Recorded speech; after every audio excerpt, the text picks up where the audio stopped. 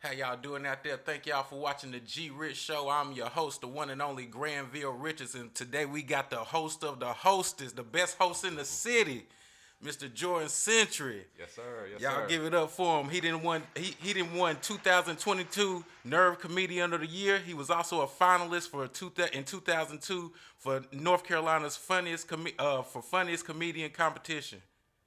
Y'all give it up for the one and only Jordan Centry, man. I would say 2022, maybe. 2022. What I say? You said '02. I said, oh, Yeah. I was about to say, I ain't been doing this since I was 12, dog. I mean, if I had been, I might be a little bit further along, but, 2022. God Yeah. dang, bro. I appreciate you coming through. Absolutely, man. Thanks for having me, man. Hell yeah, bro. The first time I ran across you, bro, you were hosting a open mic, like it's not too far from here. Starlight? Starlight. And I seen you in there doing your thing, bro. Like every time you post, everybody be like, he's like the best host, bro. So Appreciate it's that, definitely an honor to have you on here, bro. Yeah, excited to be here, man. I didn't know you had ever seen me before. Bro, yeah, I done seen you live in action, bro. Okay, Yeah, all right. hell yeah. Oh, so the first question I always ask every guest on here, tell us what city you from, what side of town you from, and what high school you graduated from. Yeah. So I'm from Stoneville, North Carolina. So that's up in Rockingham County. It was really close to Virginia border. So damn. I don't expect none of y'all to know where that is. What, it's a small town? Oh, yeah. Population like 1,100. Oh, shit, Yeah. one stop sign.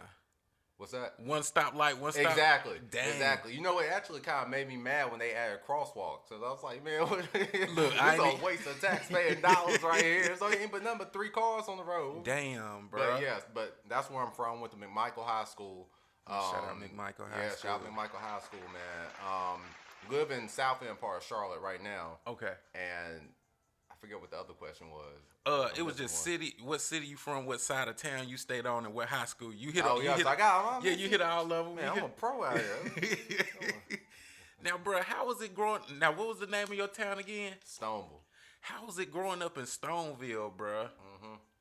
Man, you know how it is, man. Or maybe you don't, cause you from Charlotte. But like, growing up in like one of them small towns, man, or like a lot of people will graduate high school and if that, and then just get a job at the local plant. I know. I think it's kind of challenging in the sense that like your view of success can be limited because that's really all you seeing. So if you don't like do something like go away for college or something, you gonna end up kind of in that small town trap and you'll never really make it out of it. I mean, I'm not knocking people that live that lifestyle. I mean, do your thing, but there's just so much to explore and like grow as a person once you get out of your comfort zone. I think a lot of people get too comfortable being from a small town. Yeah. Like that. I feel like if you're in a small town, like you really can't.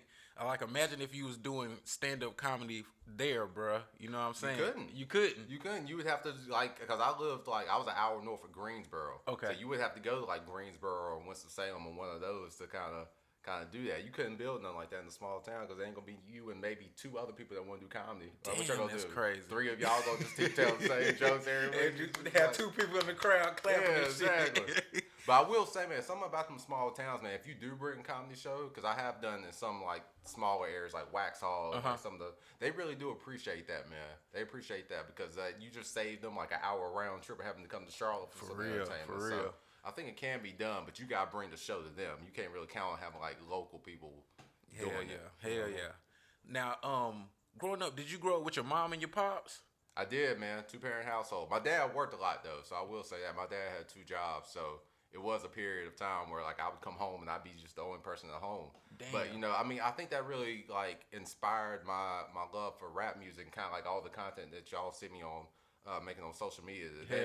Hell yeah, bro. That shit fire, bro. Appreciate you, man. That shit but that's what fire. I'm saying, because that's what I do. I would come home and I would watch from like 3 p.m. to 8 p.m. whatever time 106 went 106 off, man. TRL, all that good. Rap City, you know what I'm saying? That's yeah. all I was watching every day, man. So like that's how I knew about like all these like music videos and like that's really where the love of that came from, man. And just looking at some of the stuff you got on the wall, man, like Paid in Full, that's the first album I ever heard in my life, man. Hell yeah. That's a classic, bro. Yeah, it's a classic, man. So I mean that's really where it came about, man. It's like I was trying to figure out what I could do to make on social media, because that's the thing like every comedian is trying to figure out. It's like what's gonna be your thing, what you gonna be known for.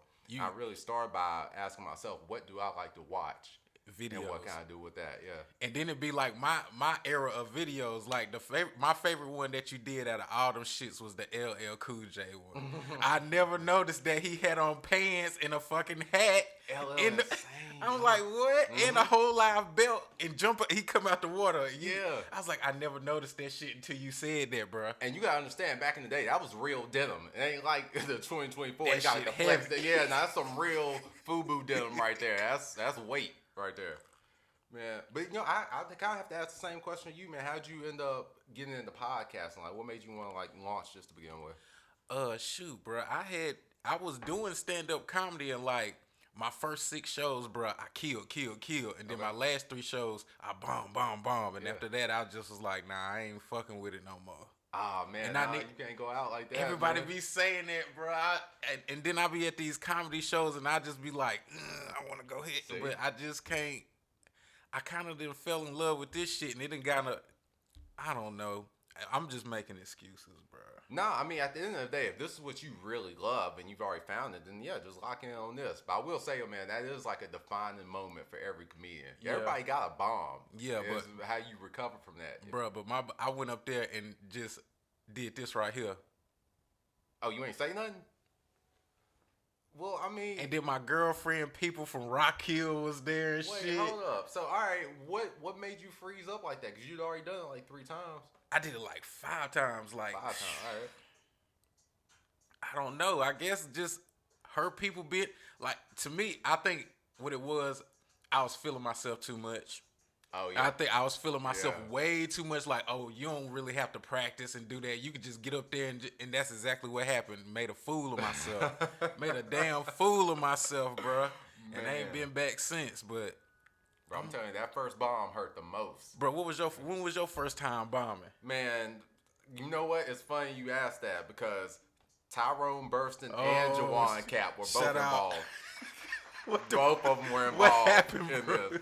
What happened was Jawan, I met Jawan like a couple weeks before, and he was like, yo, I'm going to go do this room. From Come meet me over Greensboro. there. Yeah. No, but he was coming out to Charlotte. Okay. So I was like, all right, cool. I'll meet you over there. And so I guess he reached out to Tyrone, let him know I was coming through.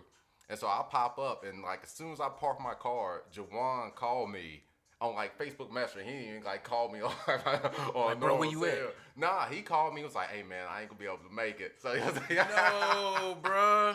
so I'm already out here. So I was like, all right, man, well, I'm gonna walk in. So I kick it at the bar with Tyrone for a little bit.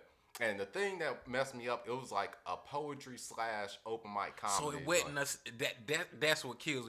It wasn't a crowd ready for comedy, bro. They was kind of. That was the thing. Yeah, and I was like, look, I've never done well with them type of shows. Anytime they mix poetry and comedy, it'll never play out for me. And they let all the poets go first, and then follow all the comedians. And so Tyrone, like the comedy, so you know he did fine because he know he experienced, he know what you're doing. I'm like 4 months in, and so he bring me up, and man, you talk about people laughing at you, but not like the way you want them to. They laughing like, oh no, this dude trash. You could feel, I could feel like sweat rolling down my back. Like I was. Ah, man. Bro, having a flashback right now. I got PTSD, man. That hurt. That hurt. And I don't think I got back on stage for like, probably took me like a couple weeks to like get over it. But that's the thing, man. Everybody, you gotta feel that. Every comedian gotta feel it. I wouldn't even put it on comedians. I think everybody that's pursuing some type of artistic effort gotta feel that one moment where you get punched in the mouth and you really gotta sit down and ask yourself, like, yo, am I gonna keep doing this or not? And if you really love it, you can get over that hump. You know what I mean? So Damn. I think everybody gotta feel that, man. And honestly, I think you gotta go through that on a regular basis Bombing. to keep you humble. Because if you just get to a point where you don't never bomb at all, I feel like you're not taking enough chances. That's me though. Shoot, even Dave Chappelle bombed. Mm-hmm. I think one time he said he'd do that shit on purpose. Mm-hmm. I'm telling you, it's good for you, man. I remember the first time he came back from that. Well, not the first time, but we came back from that hiatus. Mm-hmm. There's a video of him on YouTube bombing. I think they started booing him, and he like put the mic down, walk off stage. That's what I'm saying. Even the greatest comedians can get bombed, so you can't really take it personally if you have a bad night. You're supposed to use that as a data point to learn from. Uh, Damn, bro, you goddamn motivate me. You gonna Telling you, man, that's all it is, man. But that's the thing. Even when it comes to podcasting, you might put out an episode. Oh, and I didn't bomb the. You feel me? But that you got, that's where you learn from. You got to go in. It's like, all right, and you know more about YouTube than I do, probably. So you goes like, all right, man, should I have switched up the hashtag? Should I Right. use a different thumbnail? Like little stuff like that matter. But you usually don't learn that until you fail. Right, you're absolutely learn from right. that, so Like, bruh, do you remember your first time ever doing comedy, bruh? Doing stand up? I do, man. I was out in Winston-Salem. It was Okay. This bar, yeah, it was this bar out there called Bull's Tavern on 4th Street. Okay, shout it out. Shout out Winston-Salem, man. Shout out Winston-Salem. And I did 7 minutes. I know I had to have run the light. That's a long time for your first time. Usually I know they usually be like 3 minutes, 5 minutes, 7 minutes is pretty long, bro. Yeah, and I mean, I remember I kind of like wrote up my set, and I spent the whole day. Spent the whole day at work memorizing this. So I know I was wasting some company dollars there, but I spent the whole day at work memorizing it. And my view of success at the time was, oh, I remembered all of it. I didn't have to bring any notes on me. So I mean, I wasn't really funny, but I was like, all right, the fact that I could remember all of this, maybe I could do something with it. And I just kept going from there. Dude, you did pretty good though, right? Nah. Oh, That's what I'm telling you. It's like I felt like I did good in the moment, but then when I actually got back home and watched my tape, I was like, oh man, this ain't even really that funny. But I remembered all of it. And to me, that was accomplishment. Yeah, at the Hell time. Hell yeah.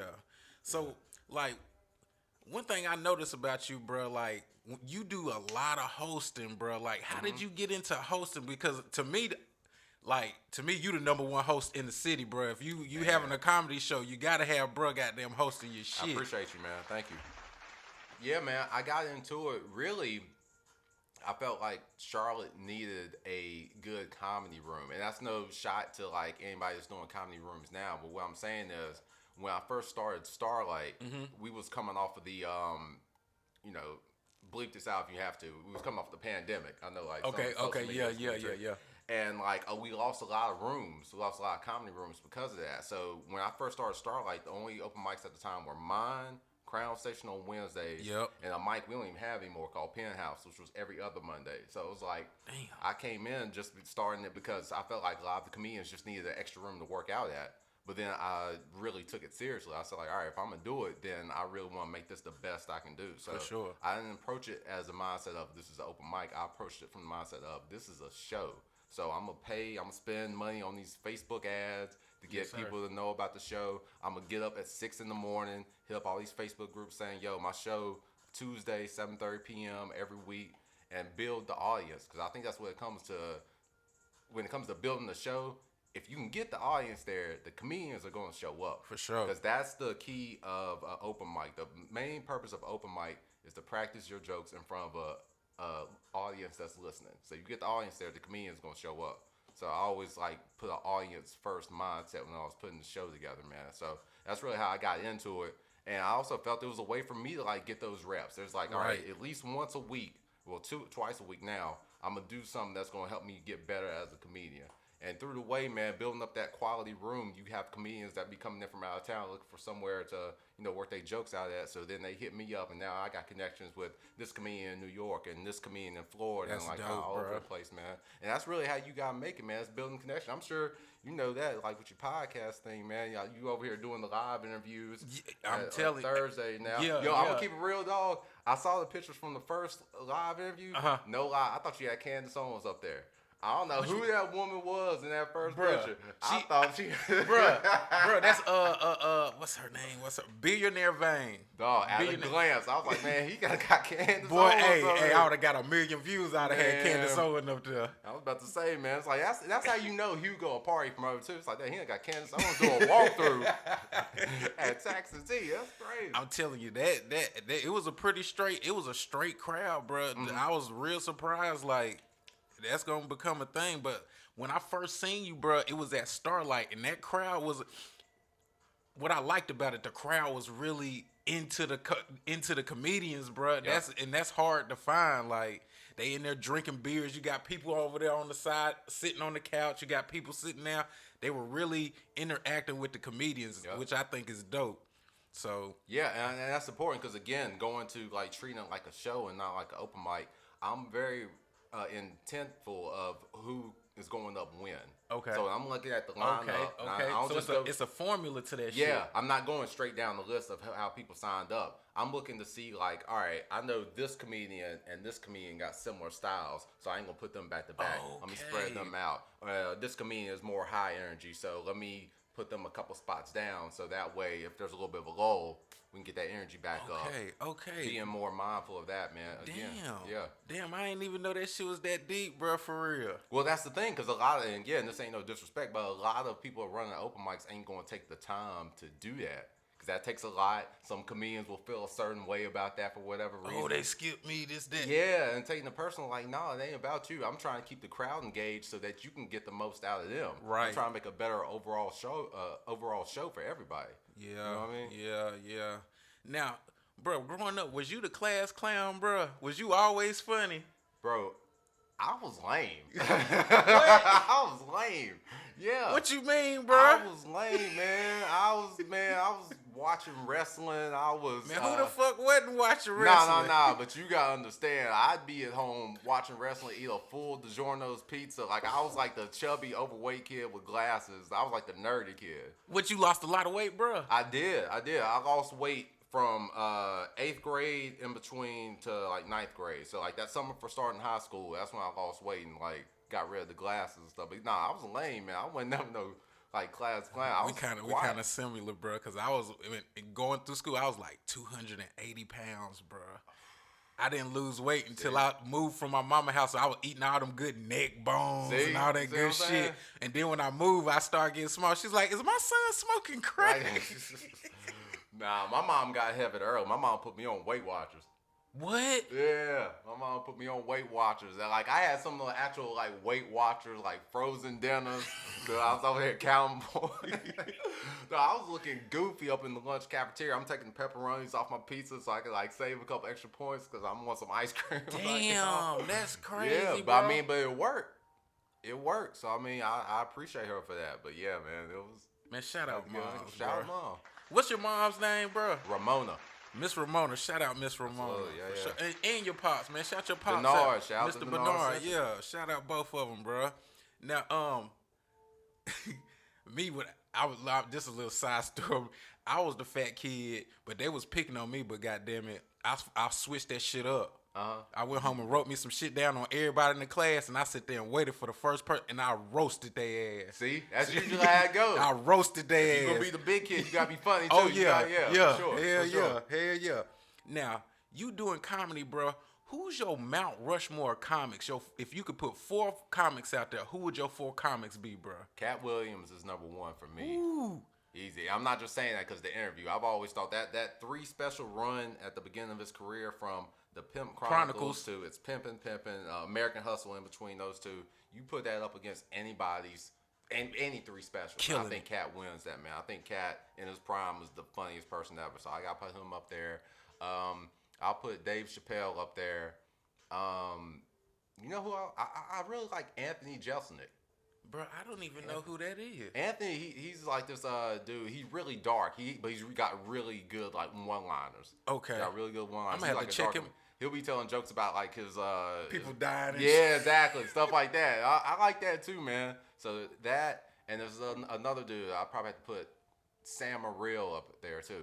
Them Sam two Morril. guys I ain't never heard of. Yeah, check him out, man. Because the thing about Sam Morril, I saw him live at the Comedy Zone, and bro, it was like a machine gun. Like he was hitting them with punchlines like every 10, 15 seconds. Like I've never seen any other comedian operate that efficiently with jokes. It was like almost no waste of space. And I just admired just from the craft of creating a joke, that many jokes over the span of an hour. I was like, man, I wish I can reach that level one day. But you gonna reach that? Nah, ain't no. We on here. We don't talk about wishing. You gonna do that shit, right, bro. Respect, you gonna do that shit. Yeah. Now, damn, what was I was finna ask you something, bro. What did you think about that Cat Williams interview, bro? Since Cat was your favorite, is your goat, bro. Mm-hmm. What did you think about that? Man, I probably watched that interview like 3 times, bro.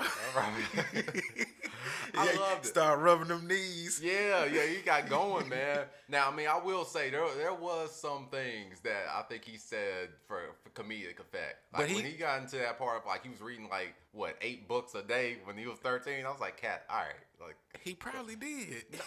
8 books, 8 non-fiction books a day. Do you know? Look, so you from North Carolina, so yes. you familiar with Accelerated Reader? Yes. All right, so you had Accelerated Reader, and then for me, I went to college twice. Okay, got my bachelor's degree, got my MBA. I ain't read 500 books in life. So you ain't about to tell me you read 500 books or whatever that number was in a summer. Like, nah. He read. Well, bruh, did you see? He did run a like a 4.840 though, so I don't think. Okay, but there was a difference between a 4.8 and a 4.4 that he originally said. I mean, it's impressive for his age, bro. All right, let me give Cat Williams a book and let me see how long it take him to read it. That's what I want to know. Cat is that guy, bro.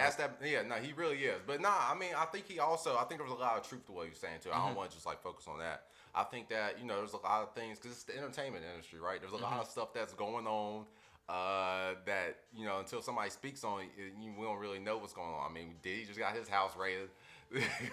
And we can get into that too, but that's what I'm saying. There's a lot of things that's going on in the entertainment industry that's like it's shady, man. It's shady, and until somebody speak on it, and a lot of people don't want to speak on it because they don't want to rub somebody the wrong way. Because this whole thing is real political too. You gotta be careful of who you interact with and how you interact with them. But you need a Cat Williams that don't care.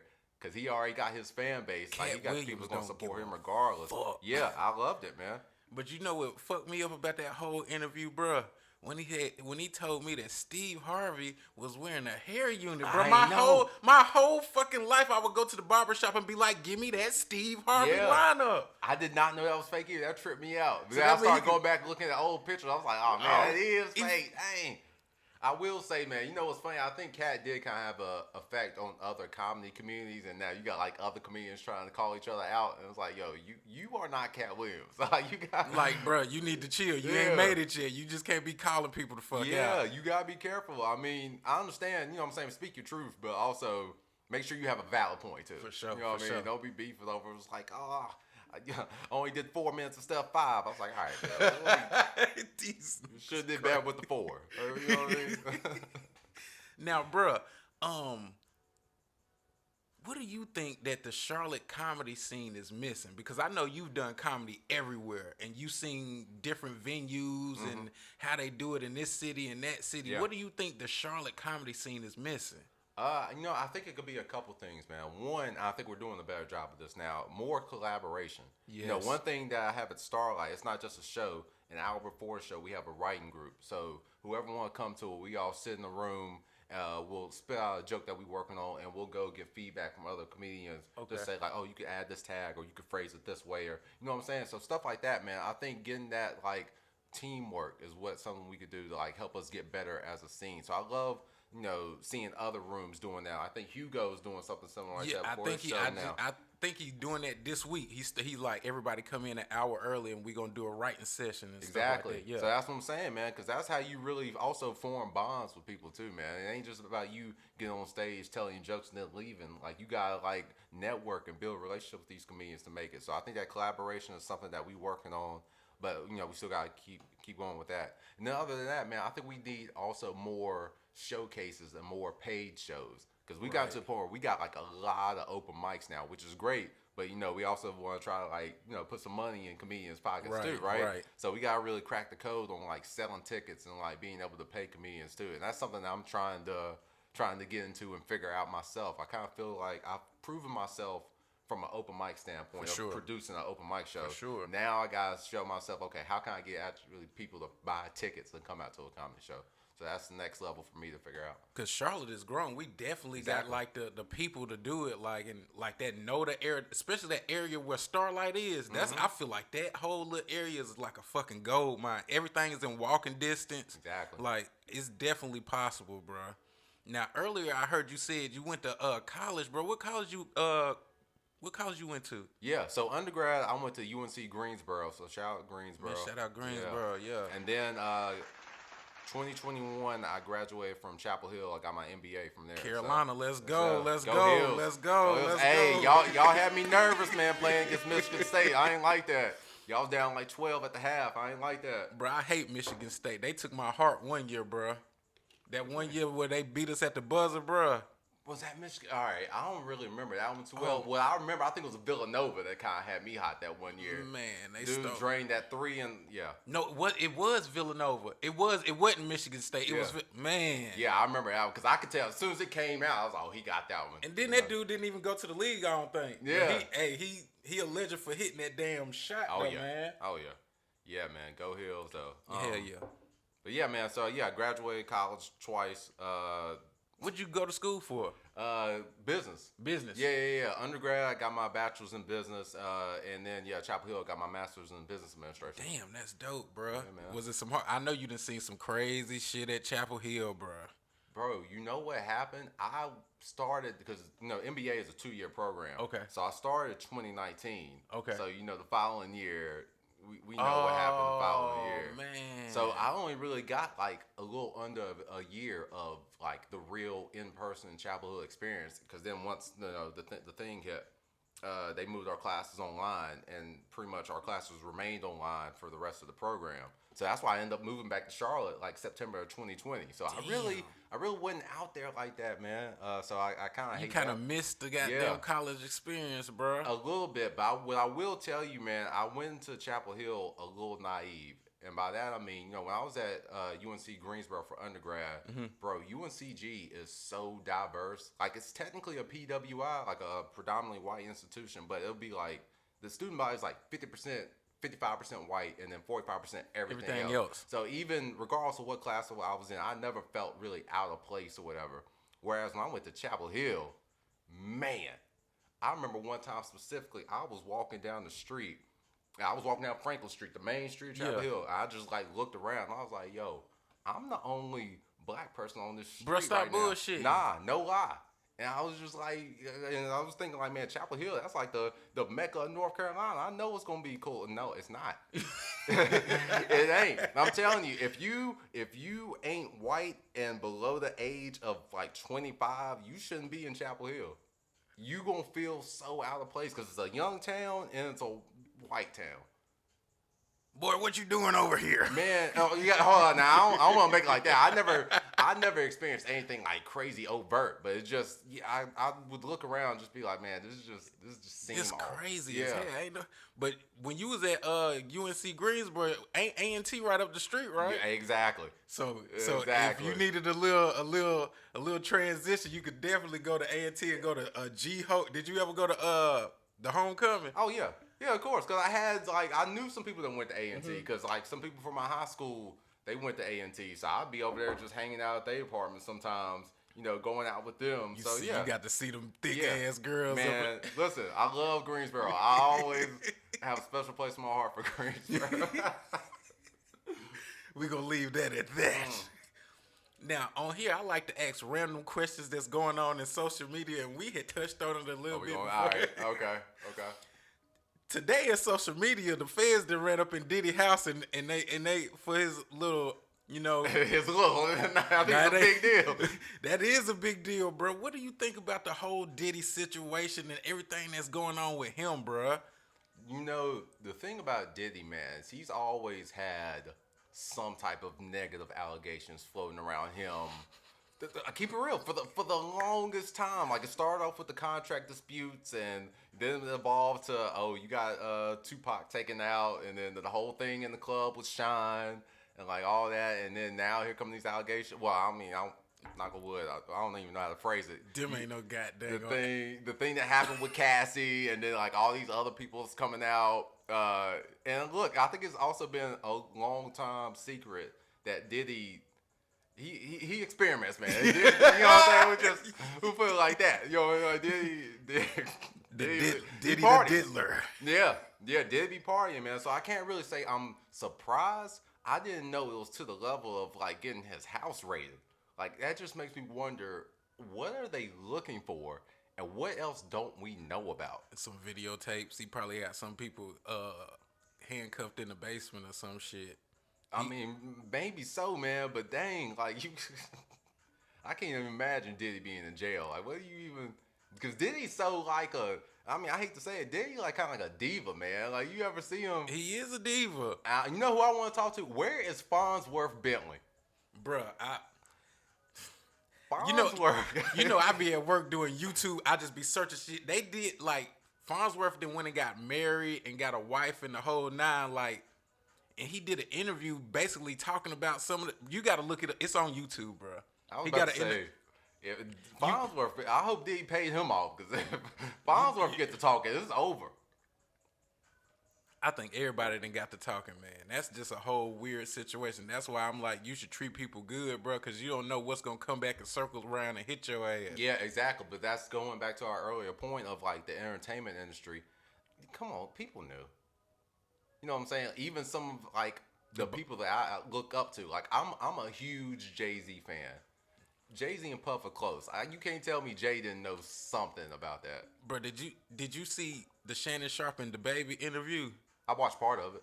Like the Baby was talking about Diddy had a party and then he made like a whole bunch of the people leave and it was just like 15 people there. It was him, the Baby, Jay-Z, Diddy, Beyonce, and he really didn't get into detail, but like, why would you kick everybody out the party and just keep like just those?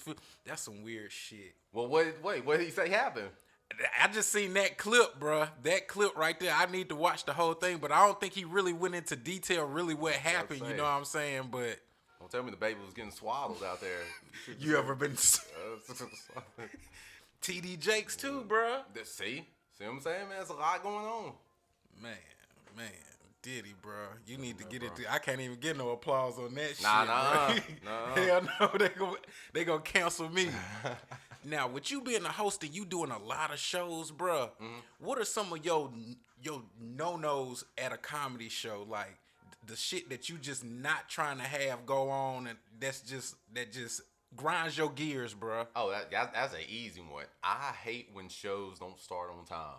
That's my number one pet peeve. I don't think that really got to do with my mom a lot. My mom is the type of person like, we supposed to be somewhere at 7, we gonna be there at 6:45. Right, like, bro, because you was on time like a motherfucker. That's what I'm saying. But here's the thing. It irks me just to be them 7 minutes late. It don't matter what happened. No matter that I hit traffic. It don't matter. I was supposed to be here at 5:30. I got here at 5:37.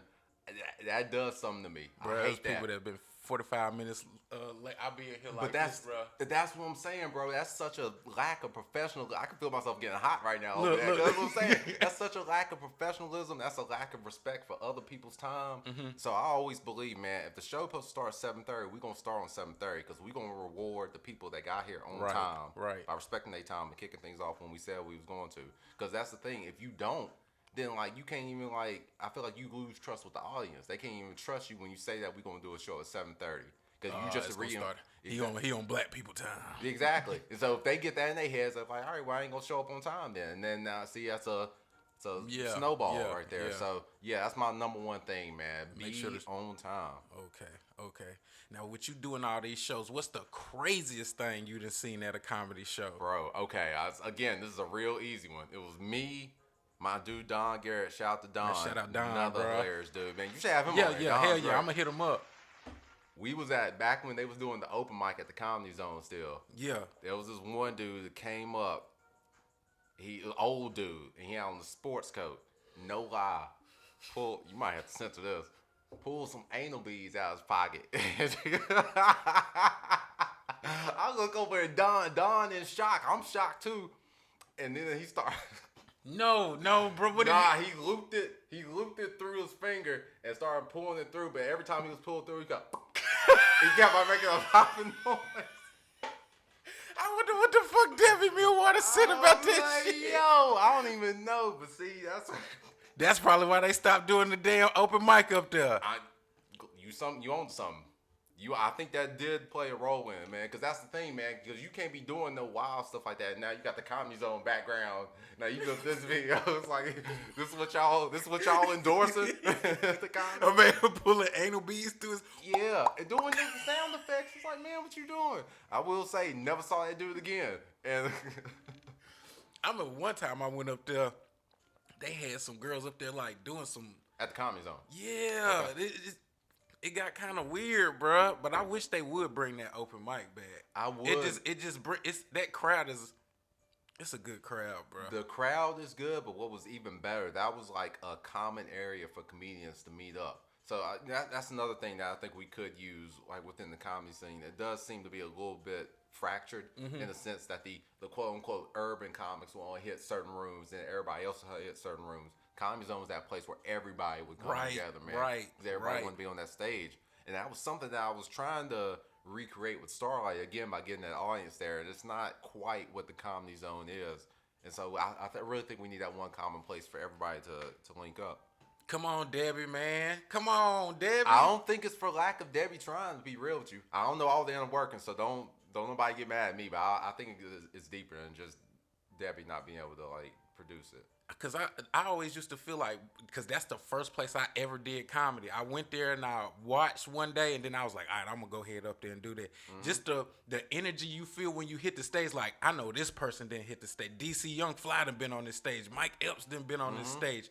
Eddie Griffin done been on the stage. You can feel it in the building, bro. Then when you walk in and you see all those pictures of those comics that didn't grace that stage, it feel different, bro. It do feel different, but I will tell you this, and this is something that I don't even think Tyrone told this to me directly, but I remember him saying this once. Shout out my goat, shout out bro. Tyrone, man. I remember him saying once that if you bomb at the Comedy Zone, you trash for real. And the reason he says that is because, think about it, that is a place that is conducive to comedy. Like, they have the low ceilings. You have an audience that paid to be there to watch comedy. Everything is working in your favor. So you can't really take a good performance there as like, oh, I'm on. Like, I made it. It's like, nah, you was supposed to do good there. That's why I'm saying you gotta get in these other rooms that really work your craft. And I ain't trying to. That's what happened, bro. That's exactly what happened to me. I wasn't trying to undermine you, bro. I'm just saying that for all the comedians listening, it hurts that we don't have that open mic at the Comedy Zone. But at the same time, trust me, if you was only doing that open mic, you not as good as you think you are. You need to get in some of these other rooms. If you can get laughs in some of these smaller rooms where it's more challenging, then you know you own something. Damn.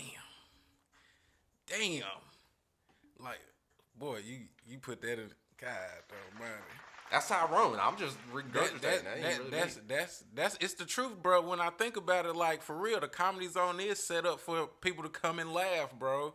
And that's what they gonna do. But and I've been to different rooms and shit, and I see like the smaller rooms, if you not funny, they will sit there and look at your ass. Yep. They are not gonna laugh. Yep. But at the Comedy Zone, if they see that you actually trying, you know what I'm saying, they might give you some laughs or a giggle here, giggle there. So I can definitely see what you're saying.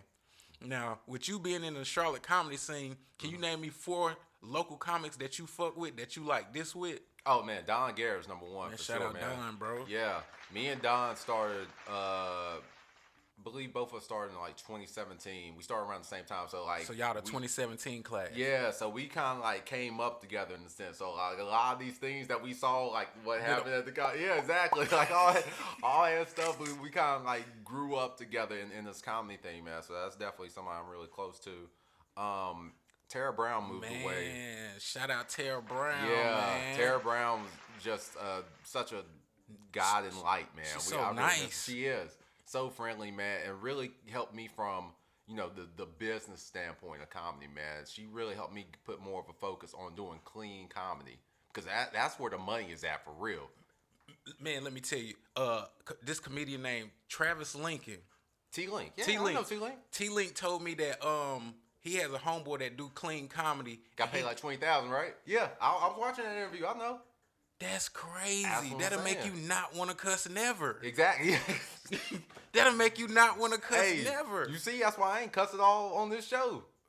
Damn, I've been in here dropping. I don't care. Hey, this your show. This your show. I don't care. Cuss word. Go ahead and say a cuss word, bro. Nah. Hey, I'm trying to stay clean. Yeah, that's what I'm saying. Said he trying to get a TV show. Trying to get a corporate sponsorship or something. But nah, honestly, the way she broke it down, I think her and another dude named Jason Allen King. So shout out to Jason as well. Basically, it's simple math. If you can do clean comedy, you are eligible to be on more shows. A clean comic can do any show. A dirty comic can't do a clean show. So you just giving yourself more opportunities to get on stage. It's really as simple as that. Keep it real with you. So yeah, I would say Terror is a close one, and then the other two is Jason Allen King and Jonathan Williams. So that's the four.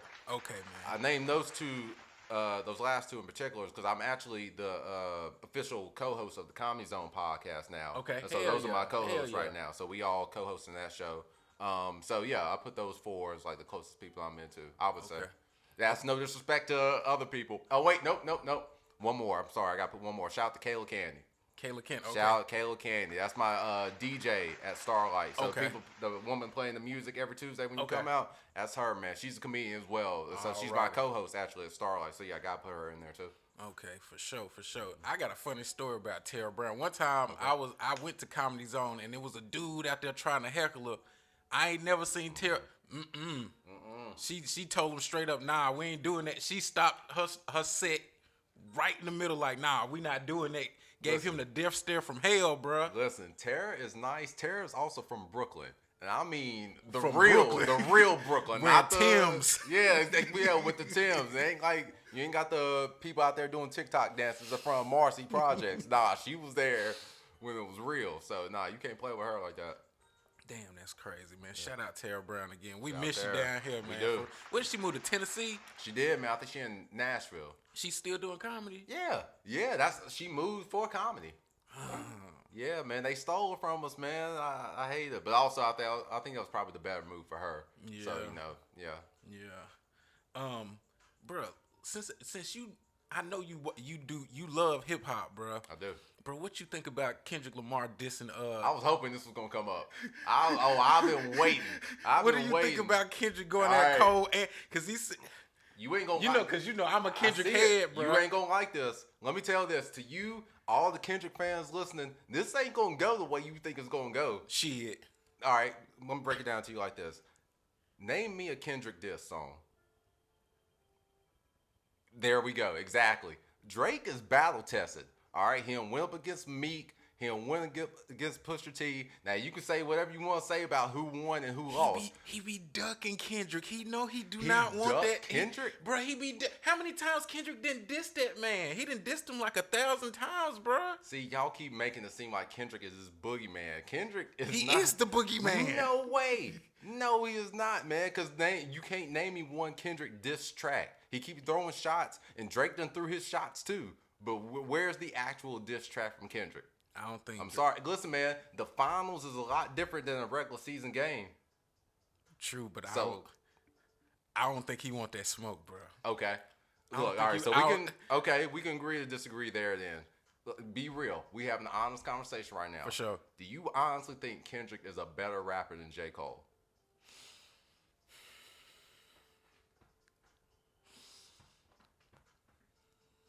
And there you go. There you go. Exactly. That's the fucking hard question, bro. I don't It's think a hard. it is.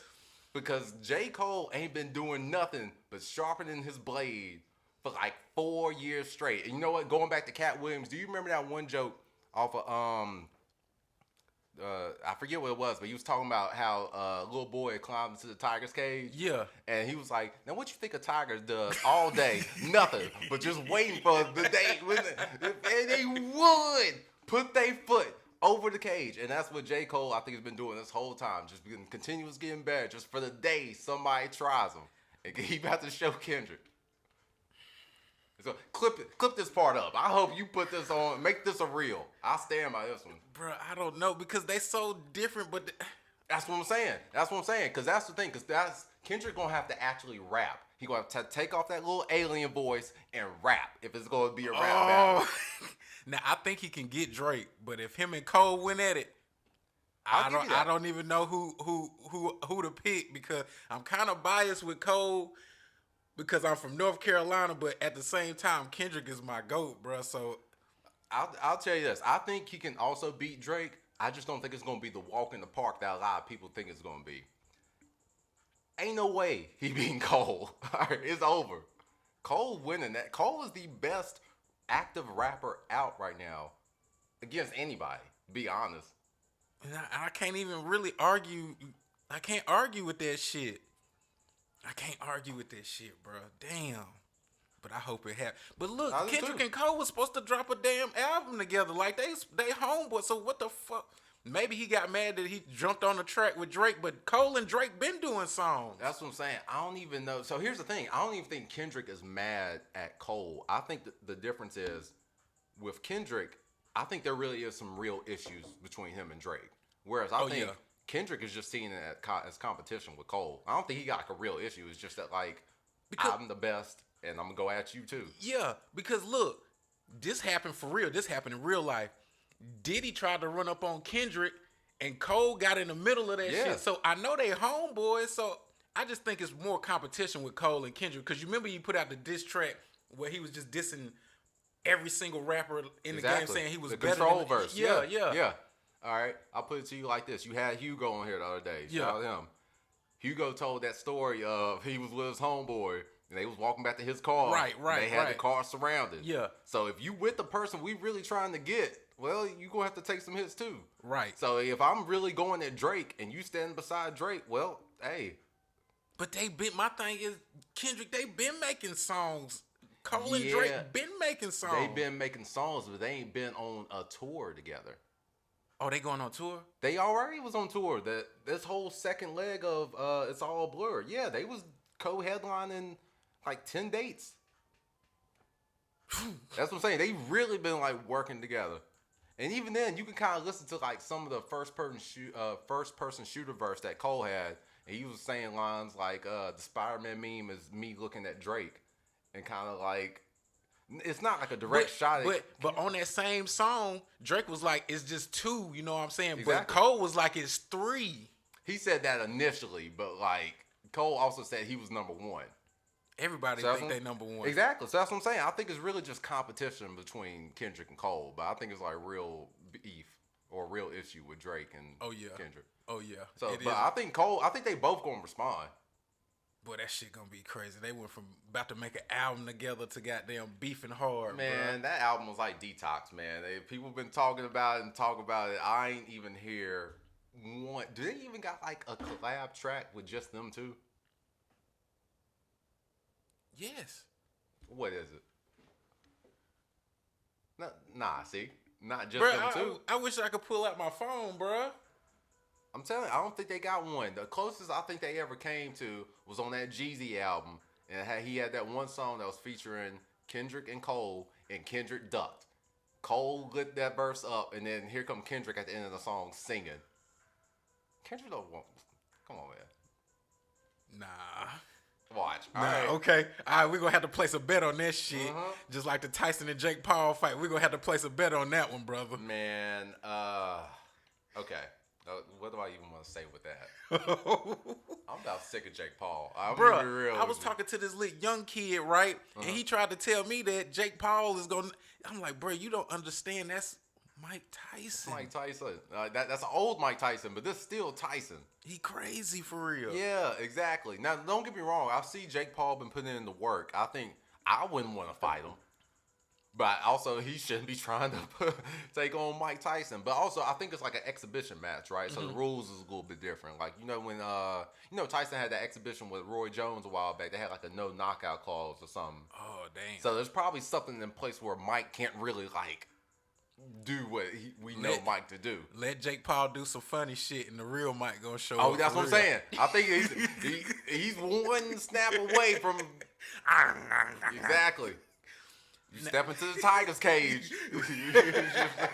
Yo. Now let me ask you this, bro.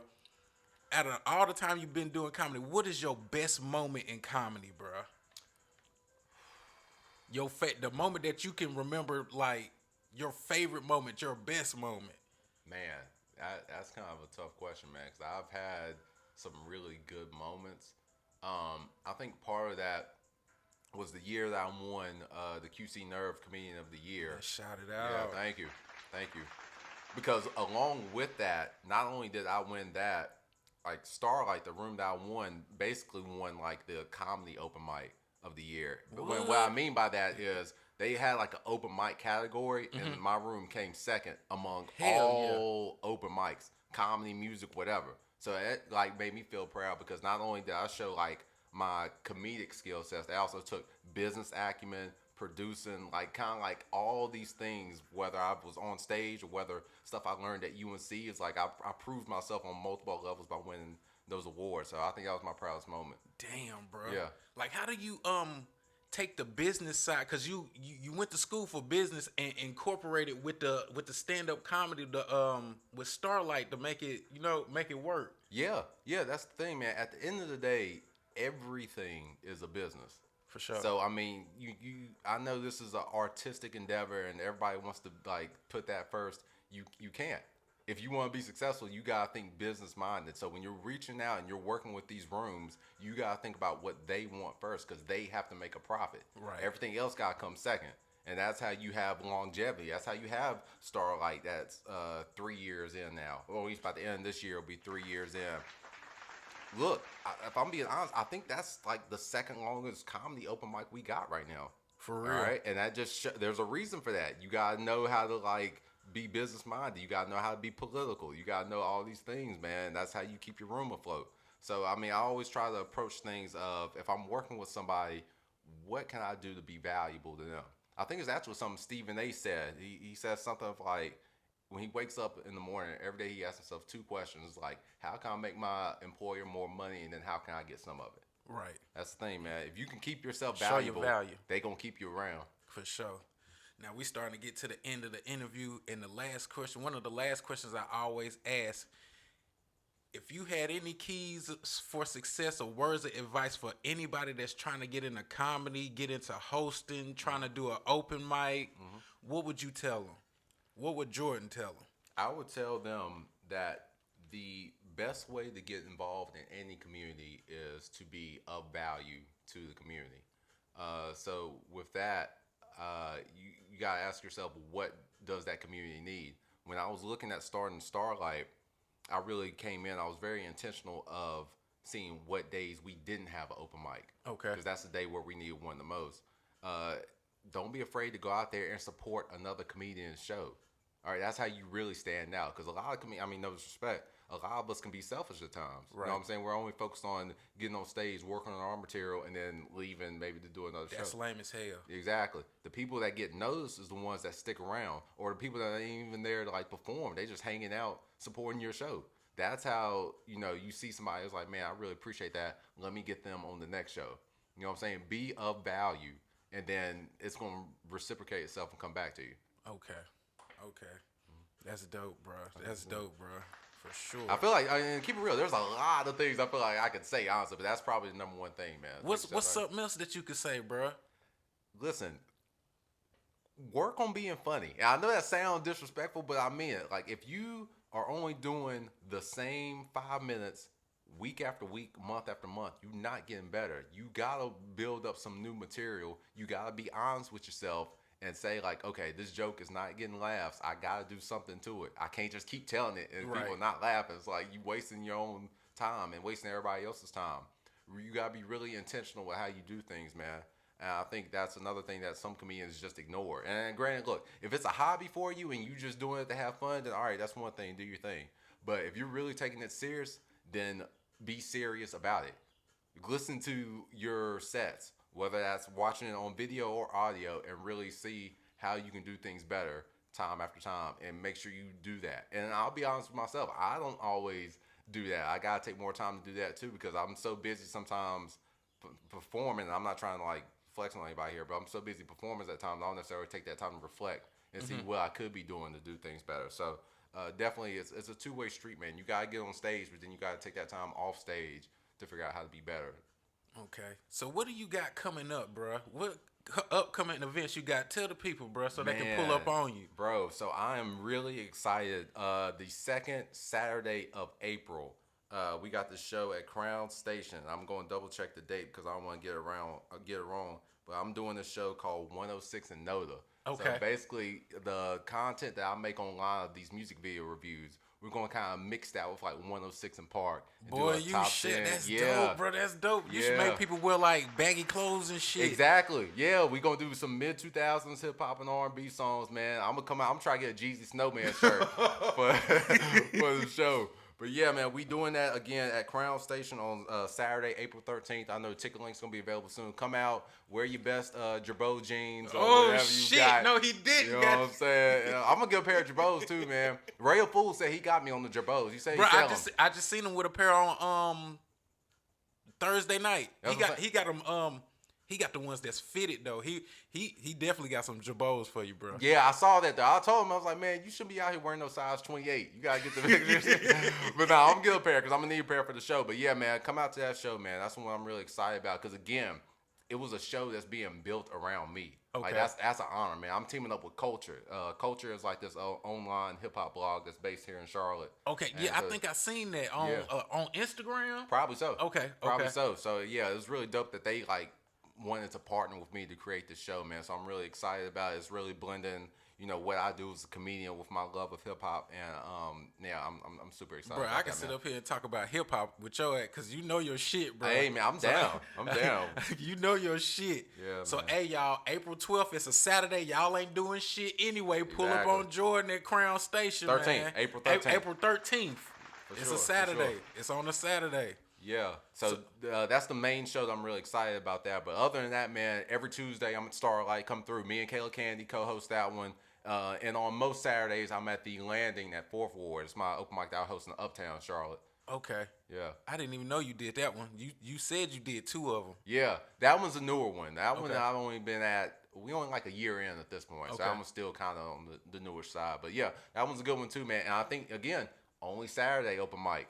That was intentional. It's a Saturday? It's a Saturday. It's the Look. only Saturday open Y'all mic. not doing shit on Saturday. Yeah. Y'all want to get some good laughs. What's the location again? 644 North Church Street in Uptown. Yeah. Uptown. Yeah. But again, that was another room that started because I saw we didn't have any Saturday open mic. So I was like, Facts. okay, let me add to the community. That's dope, bro. Now, if people want to get in contact with you, can you tell them your Instagram handles, your Yes. TikToks, your Facebook, and all that good stuff? Listen, man, follow me at Jordan Centry. This is please, please, because here's the thing. I don't know if like a lot of comedians have spoke about this on your show, but we really need that social media following because like when a lot of us be reaching out to bookers and comedy shows, that's one of the things that they look at because, like I said, everything is a business. Right. They need to see that you can sell tickets, and having that social media following is what helps with that. So yeah, follow me on social media, especially Instagram at Jordan Centry. Just if you need help on spelling that, my name will be in the title. Just Yes, do absolutely. that and search me on Instagram and follow me, man. Because also I do these music video reviews. I'm not just like posting random pictures. I try to make entertaining content for y'all to laugh at too, man. I think I do a decent job at it. So yeah, give me a follow, man.